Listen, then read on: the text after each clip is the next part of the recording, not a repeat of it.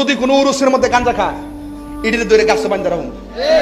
যদি কোনো মাজার মধ্যে বাবা আবার ট্যাবলেট খা গাছ বান্ধা রাখুন। মাজার মধ্যে যায় যদি কেউ সেজদা দেয় গাছ বান্ধা রাখুন। মাজার যায় শরীর বহির্ভূত কোনো কাজ করে আর মেলা জমায় নারী পুরুষের অবাধ বিচরণ করে ওকে দুজনের কাছে বান্ধা রাখুন। আইন আমরা সবাই মিললে মাজারটার সুরক্ষা দেই।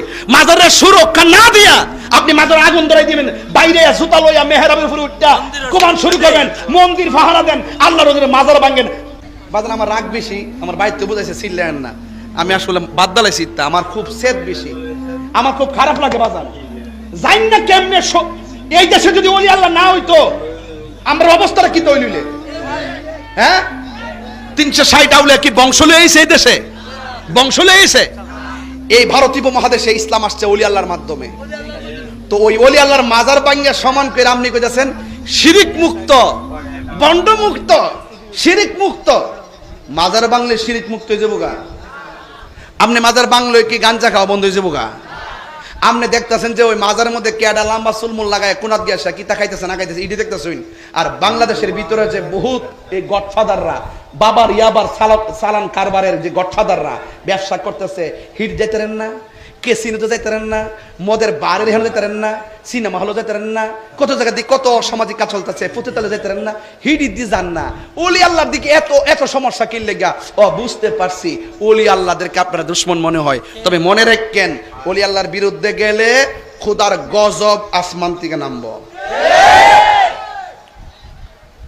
শেষ কথা, আখিরি কালাম, শেষ কালাম, এখনো সময় আছে।